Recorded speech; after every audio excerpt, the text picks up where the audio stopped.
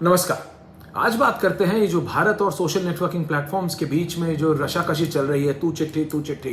भारत सरकार कह रही है कि ये जो प्लेटफॉर्म्स हैं ये भारत के नियम के अनुसार नहीं काम कर रहे हैं और ये प्लेटफॉर्म्स कह रहे हैं कि हमारे को फ्रीडम ऑफ स्पीच होनी चाहिए, हम कुछ भी गलत नहीं कर रहे हैं। लेकिन भारत सरकार ने बहुत ही कड़े शब्दों में आज एक चिट्ठी लिखी है ट्विटर को खासकर, और उसके बाद हमारे सूत्रों के अनुसार ये बताया गया कि ट्विटर और कई अलग अलग प्लेटफॉर्म्स के अधिकारियों को समन किया जाएगा बहुत जल्दी। और ये जो चिट्ठी लिखी है आज, इसके मैं कुछ एक दो अंश आपको पढ़ के बताता हूं। ये है, इसमें लिखा है कि Twitter has unilaterally drawn a conclusion in this matter and arbitrarily tagged it as manipulated media.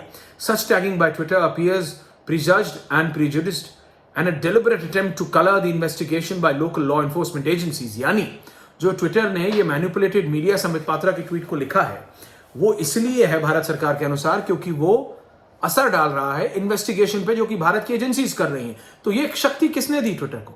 और ज्यादा महत्वपूर्ण बात भारत की जनता के लिए ये है, एक आम भारतीय के लिए ये है कि जब एक नेता के साथ ये कर सकते हैं तो आपके और हमारे साथ क्या कर सकते हैं?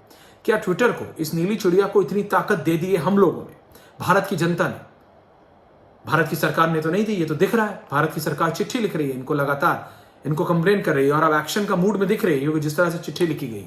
तो कौन दे रहा है इस ट्विटर को इतनी शक्ति कि आप करिए कुछ नहीं होगा?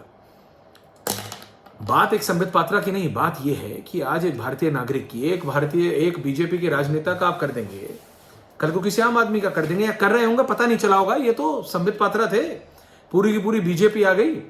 ये सोचिए ना, कितने आम आदमी मध्य प्रदेश, उत्तर प्रदेश, बिहार, झारखंड, हरियाणा, आजकल ऐसा तो है नहीं कि सिर्फ दिल्ली, मुंबई, बंगलौर में इस्तेमाल हो रहा हो, ऐसा तो नहीं है ना। फिर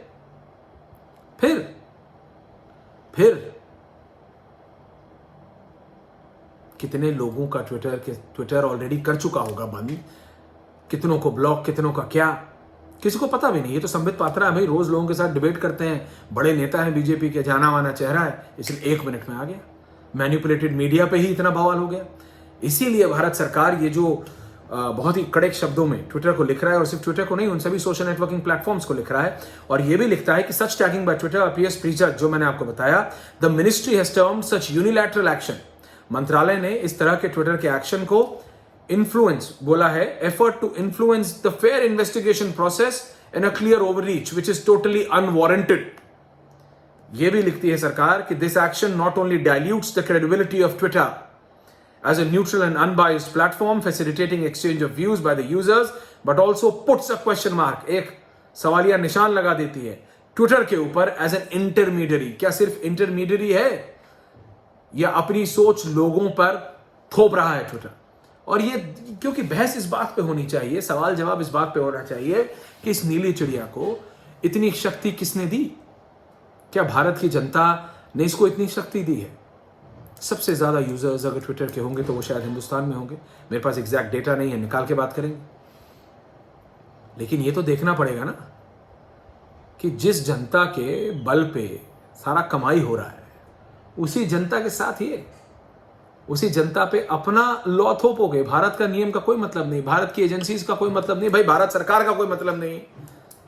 यूपी के बिजनौर में बैठे किसी आदमी से क्या मतलब होगा जब संबित पात्रा का नहीं सुन रहे, भारत सरकार की नहीं सुन रहे? भारत सरकार कह रही है, it puts a question mark on the status of Twitter as an intermediary.